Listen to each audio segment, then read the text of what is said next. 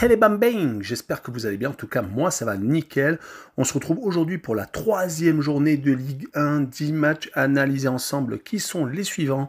Lyon contre Troyes, Monaco contre Lens, Marseille, Nantes, Strasbourg, Reims, Toulouse, Lorient, Montpellier contre Auxerre, Clermont, Nice, Angers contre Brest, Rennes contre l'AC Ajaccio et enfin l'affiche du dimanche soir, Lille contre le Paris Saint-Germain.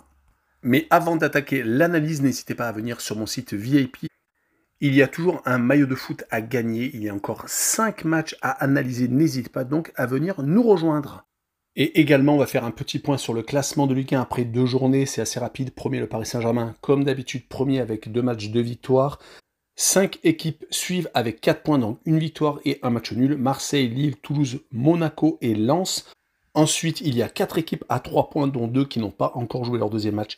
Lyon et Lorient. Il y a aussi donc Montpellier et Clermont. Ensuite, à 2 points, il y a 3 équipes. 11e, 12e et 13e, Angers, Nice et Nantes. Et pour finir, 5 équipes à 1 point. Brest, Strasbourg, Ajaccio, Rennes et Auxerre. Et 19e et 20e, Troyes et Reims avec 0 unité, donc 2 matchs, 2 défaites.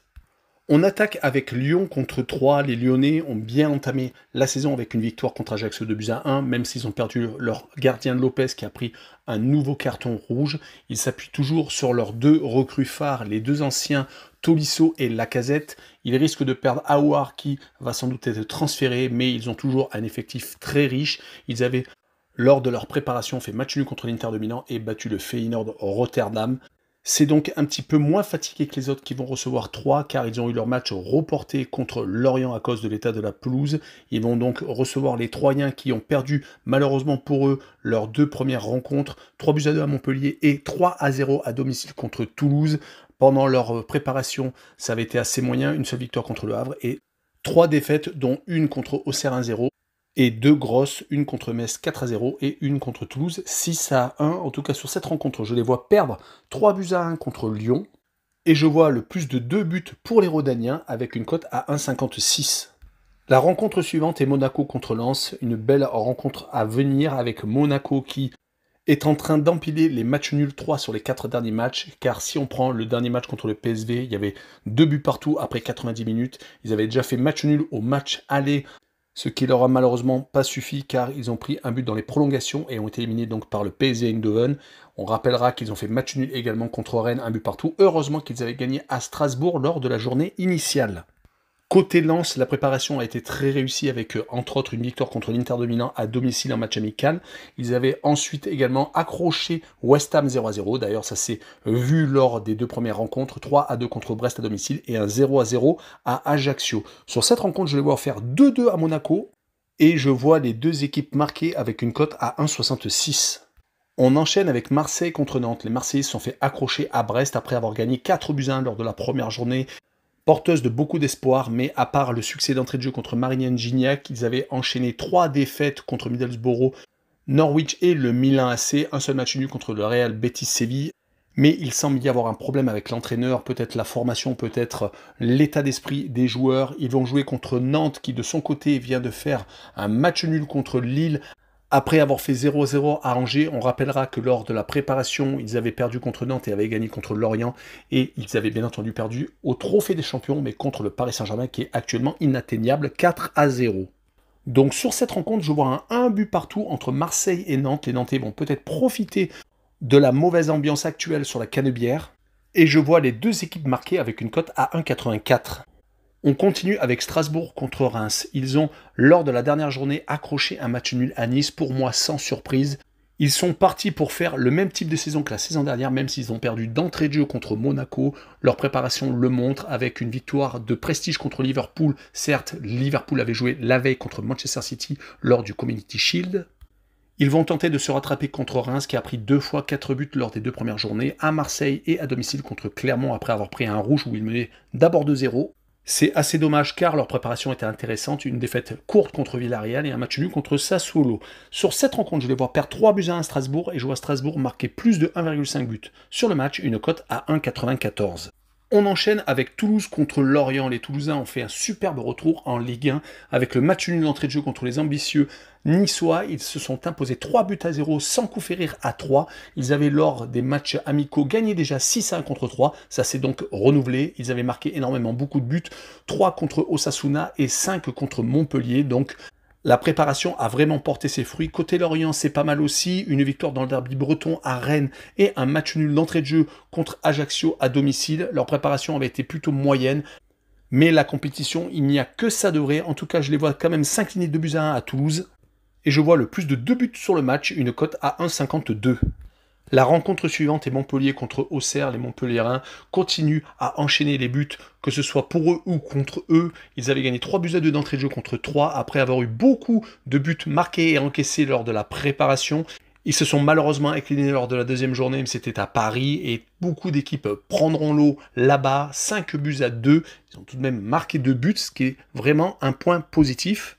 Il va tout de même falloir resserrer les boulons. Ils vont jouer contre Auxerre, le promu, qui a fait un retour assez compliqué à Lille d'entrée de jeu où ils ont pris 4 buts à 1. Lors de la préparation, ça avait été vraiment très bien. 3 victoires contre l'UNFP, le syndicat des joueurs, 3 et contre le Red Star.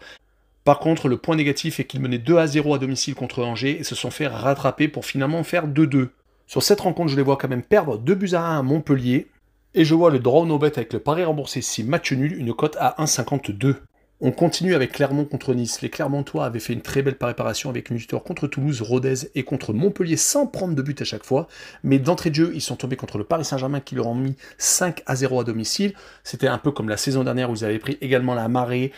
Ils se sont rattrapés à Reims, gagnant 4 buts à 2, même s'ils avaient été menés 2 buts à 0, profitant d'un carton rouge. En tout cas, ça leur fait déjà 3 points. Ils vont recevoir Nice qui ont fait une préparation plutôt intéressante, accrochant la Roma et battant le Torino juste avant de faire 2 fois match nul en ouverture du championnat à Toulouse et contre Strasbourg à domicile. Il va falloir se réveiller. Ils ont d'ailleurs un match de Ligue Europa Conférence au Maccabi Tel Aviv jeudi, mais je le vois tout de même s'imposer 2 buts à 1 à Clermont avec peut-être l'apport de Ramsey et de Schmeichel. Le gardien expérimenté arrivant tout droit de Leicester, et je vois sur ce match-là le plus de 2 buts avec une cote à 1,51. On enchaîne avec Angers contre Brest. Les Angevins ont commencé par 2 matchs nuls, accrochant Nantes et revenant du Diable Vauvert à Auxerre où ils étaient menés 2 buts à 0. Giuni est venu relancer la machine et ils ont donc égalisé en fin de match. C'est un départ tout de même intéressant après avoir perdu encore des éléments, même s'ils ont récupéré Bernard Donny, leur gardien prêté à Saint-Etienne la saison dernière. Ils vont rencontrer Brest, qui vient de faire un très beau match contre Marseille, qui aurait même pu gagner, qui avait perdu d'entrée de jeu à Lens 3 buts à 2, mais beaucoup se casseront les dents dans le Nord. On notera qu'ils avaient fait une préparation très intéressante, battant Lorient et Angers sans prendre de but. Ils avaient juste perdu contre Guingamp, mais les Guingampais vont sans doute faire une très belle saison en Ligue 2. Je vois sur cette rencontre à 1 but partout. Et je vois le home no bet avec le match nul remboursé 6 victoires de Angers à domicile avec une cote à 1,91. On passe à l'avant-dernière rencontre, Rennes contre l'AC Ajaccio. Les Rennais n'ont pas eu le départ escompté avec une défaite d'entrée de jeu contre Lorient dans le derby breton. Ils ont ensuite réussi à se rattraper avec un match nul à Monaco qui aurait pu tourner avec une victoire sans l'erreur de leur gardien, avec un Mandanda qui est sorti sur blessure mais qui a tout de même arrêté un penalty. Mais avec un mercato ambitieux et une Coupe d'Europe qui se profile à l'horizon, il va falloir se rattraper contre l'AC Ajaccio, qui pour son retour en Ligue 1 a perdu d'une courte tête à Lyon, puis a enchaîné avec un match solide contre Lens où ils ont pris 0 but, un peu à l'image de la saison dernière où ils avaient fini meilleure défense de Ligue 2. Ils ont donc fait le partage de points vierge contre les Lensois. Mais je les vois avoir de la difficulté contre Rennes et perdre 2 buts à 0. Et je vois les deux équipes ne pas marquer avec une cote à 1,68.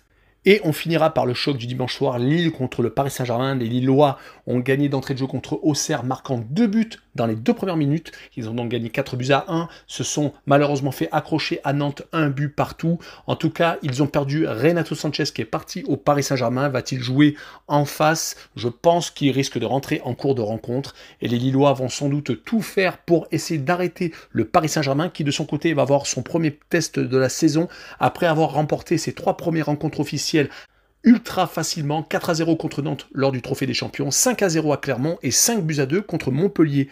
Mais il y a bien entendu beaucoup de critères avec le retour d'Mbappé, la présence de Neymar et de Messi, le retour derrière de Ramos associé à Marquinhos et Vitinha qui est une des nouvelles recrues.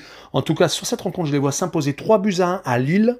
Et j'ai envie de me laisser tenter par le plus de 2 buts pour le Paris Saint-Germain avec une cote exceptionnelle de 1,83. Voilà, on en a fini avec cette vidéo. N'hésitez pas à venir nous rejoindre. En description, plusieurs liens, Telegram, Instagram et Twitter pour les réseaux sociaux, BetWinner et Passion Sportive pour les sites très intéressants à aller voir. Et surtout, abonnez-vous et venez sur mon site VIP. L'adresse est également en description. Ciao les bang bang!